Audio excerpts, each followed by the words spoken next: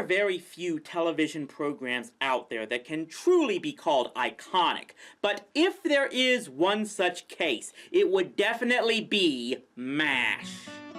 Premiering in 1972 and adapted from the 1970 movie of the same name, the show's focus on a ragtag team of military surgeons doing whatever they can to deal with the horrors and trials of being stationed in the Korean War became an instant classic for television watchers everywhere. To anyone who claims the escapades of the 4077th were exaggerated, well, the show was actually screened for real-life Korean veterans who proceeded to say the show was holding back. Either way, the show was popular enough to of course last 8 years longer than the actual conflict it took place in, and was able to end on its own terms, with the 90-minute finale in 1983 remaining one of the most endearing conclusions to a series in television history.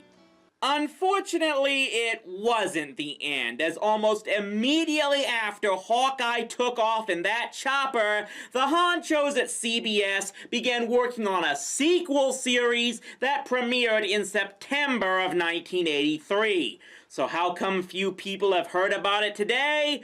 It's time to find out, as we finally delve into AfterMASH.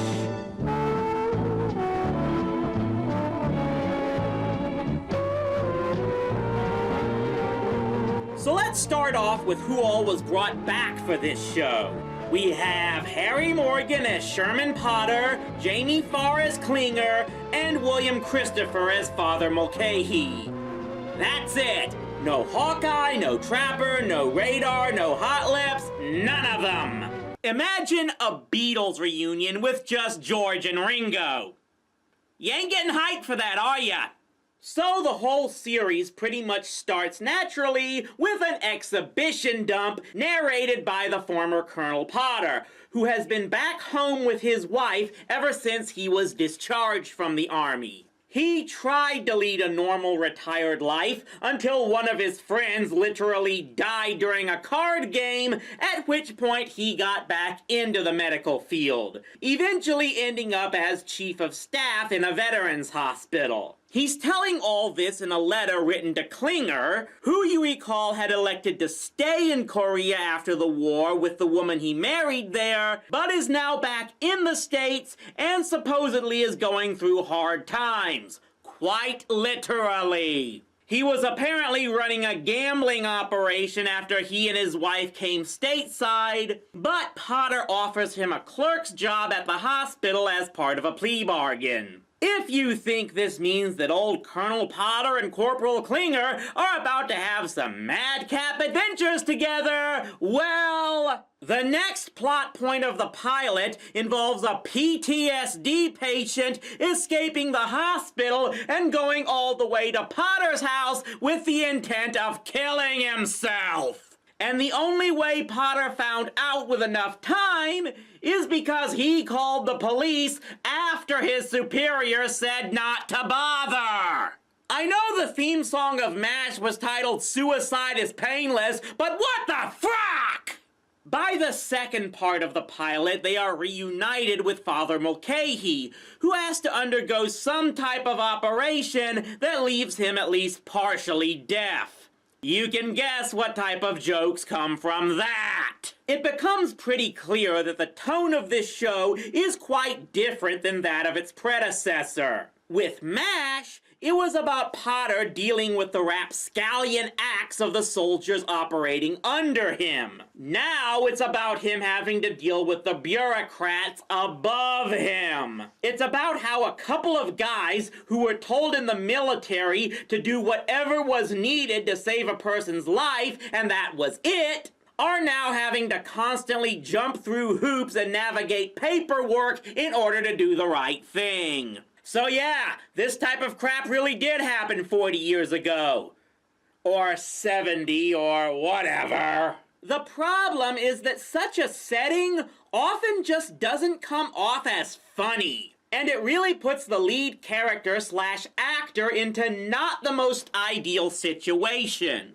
Let's make this clear. Harry Morgan was a very fine actor, at first known for more serious roles like when he starred alongside Jack Webb on Dragnet. He eventually moved on to comedy, but even there, he was clearly best as the straight man, as seen not just in the original MASH, but when he had roles like the sheriff in the Apple Dumpling Gang. The thing is, the straight man in a comedy is almost always the secondary role at best. Here, Morgan and his character of Sherman is expected to carry a spin-off of a sitcom without the troublemaking characters his type is normally meant to play off of.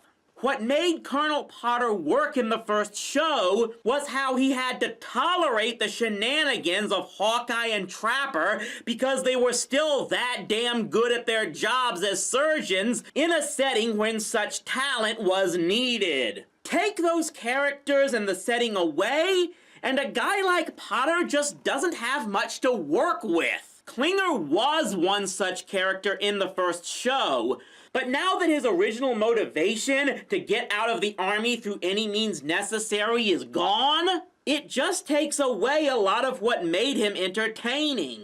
In fact, his role here is practically the opposite of what it once was. As here, he has to deal with this uber bitch secretary named Ms. Cox, who's trying to get him fired, while he himself is just doing whatever is necessary to help Potter get the job done.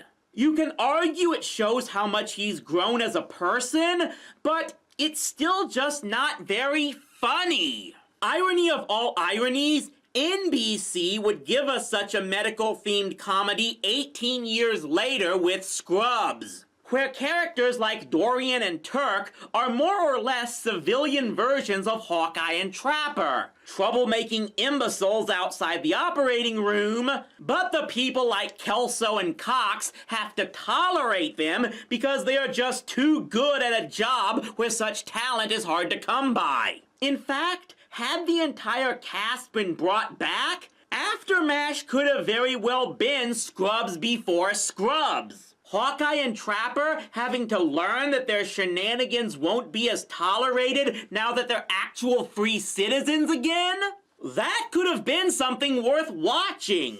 But I'm guessing that Alan Alda, Wayne Rogers, and Loretta Swift were not interested in coming back, and that really should have been the big red flag that making this sequel show was not a good idea.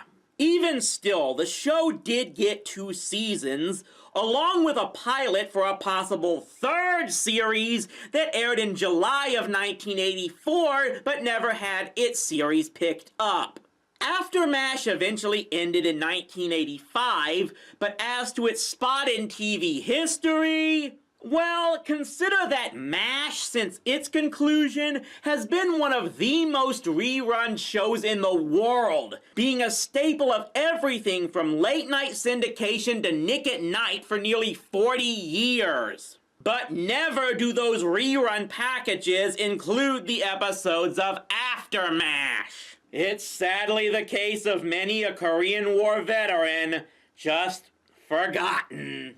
I think I get what AfterMASH was trying to do, showing the struggles of transferring back from wartime to a world of peaceful rules and regulations, but the execution simply didn't work. The original MASH was a dark comedy to be sure, and wartime was a perfect setting for a dark comedy. But here, showcasing a small handful of war veterans and their struggles to adapt in a peaceful society just doesn't come off as that humorous. At least not for the type of humor the audience for this show was likely expecting. Add in the lack of cast members most people watched the original for, and you just get a blatant, desperate attempt by a network to keep a franchise going without the effort that made the original worthwhile. And again, it comes off like an aging athlete just trying to reclaim past glory. It's a sad lesson that many of us just refuse to learn. We want to find out what happens to our favorite characters after the end, and we are almost always disappointed when we find out. And sadly, we're gonna look at another one of those next time. Oh, good freaking night. I was not looking forward to finally taking on this franchise.